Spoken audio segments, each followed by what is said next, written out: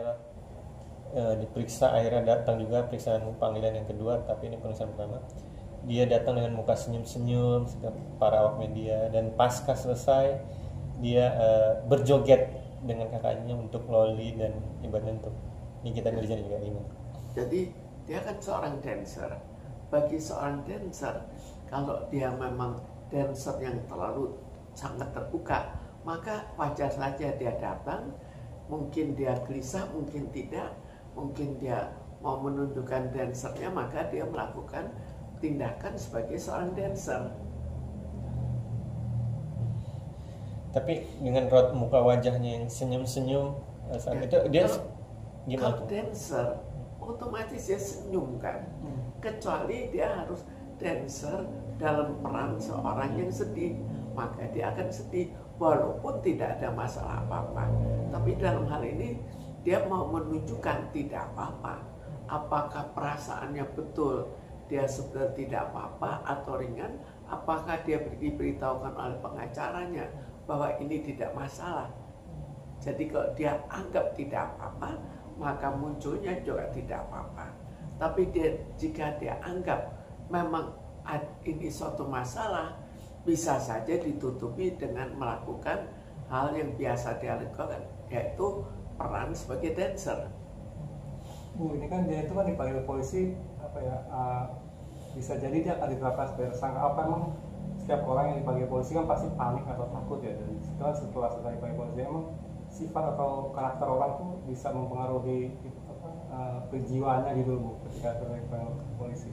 Jelas sifatnya bisa mempengaruhi, sifatnya bisa membuat dia seolah-olah tidak ada apa-apa.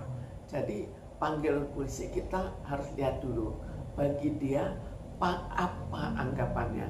Apakah sudah dipengaruhi bahwa ini tidak masalah, atau barangkali dia pernah juga dipenjarakan dan dia merasakan penjara itu bisa dilakukan di luar penjara, maka bagi dia juga ya barangkali senyum-senyum saja lah.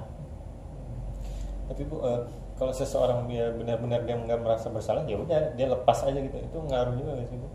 Untuk melepaskan ekspresinya dia, karena ya dia nggak merasa bersalah jadi ya itu kemungkinan itu ada. Apalagi dancer itu juga dalam tingkah lakunya, dia kan seorang pemain sandiwara, bukan dia walaupun dia seorang dancer tapi serius, kan nggak begitu. Dia tetap jiwa dancernya akan ada, dan jiwa dancernya akan ditampilkan jika dia butuhkan. Artinya dia ditutupi juga dong. Dia bisa menutupi, bisa juga karena dia canggung melihat banyak orang, maka dia lakukan seperti biasa sehingga tidak kelihatan bahwa dia misalnya gelisah atau apa, tidak kelihatan dengan caranya sebagai seorang dancer. tadi Ibu bilang dia bilang canggung, dia emang bilang Bu, ini baru pertama kali dia dikerubutin oleh banyak kamera, oleh wartawan. Dia sendiri bilang saat awal-awal sebelum dia mau joget ya, karena itu kalau dia akhirnya mengatakan bahwa dia canggung, memang wajarnya ya sangat mungkin bahwa dia itu canggung, dan canggungnya itu ditutupi dengan kebiasaannya, yaitu sebagai seorang dancer. Tapi Bu, itu kepengaruh juga nggak ke pasangan atau ke publik gitu Bu? Artinya misalnya kan dia terduga gitu ya, ini kok orang malah cengengesan, malah itu mempengaruhi dengan karakternya ini. Jelas publik tidak biasa menghadapi dancer, maka tidak otomatis berpikir ke arah bagaimana sifat seorang dancer. Kan seorang dancer akan lain daripada misalnya seorang preman, barangkali dia lebih akan mengarah pada marah-marah. Kan kita tidak tahu. Kita tidak tahu apa yang dia rasakan pada saat itu. Tapi sebagai dancer dapat dia gunakan untuk menutupi segala sesuatunya. Itu.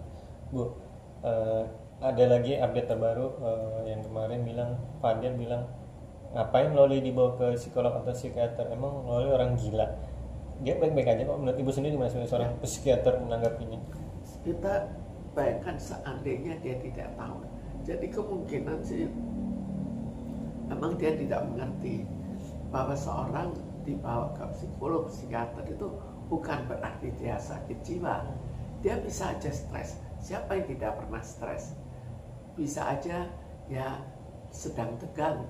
Itu bisa saja dibawa ke psikiater atau psikolog. Jadi tidak perlu orang gila. Barangkali dia kurang pengetahuannya.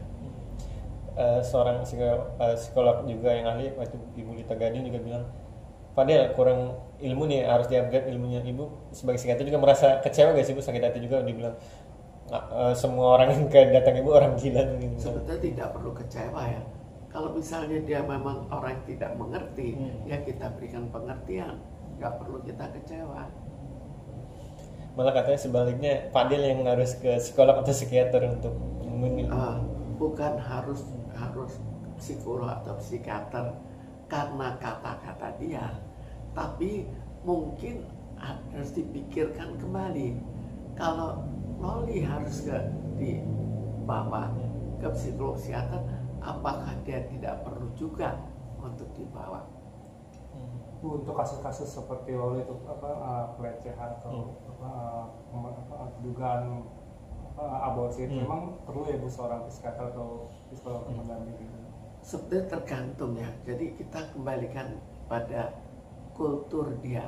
Sekarang dia pernah di Inggris. Di Inggris dia bergaul dengan siapa dan apa yang dia anggap dalam hubungannya dengan abortus. Apakah dianggap itu sesuatu yang salah atau menganggap sebagai sesuatu yang biasa? Kalau kita misalnya berkelahi sama-sama di Indonesia di tempat di mana biasa terjadi perkelahian, maka kita juga bisa terbawa dan menganggap itu hal yang biasa. Demikian juga jika dia di daerah yang aborsi itu dianggap wajar, bahkan aborsi juga tidak kena hukuman, maka bagi dirinya itu juga hal yang biasa saja. Tapi kalau dia mengingat kembali kultur Indonesia itu lain, itu tabu, maka dia juga berpikir lain juga.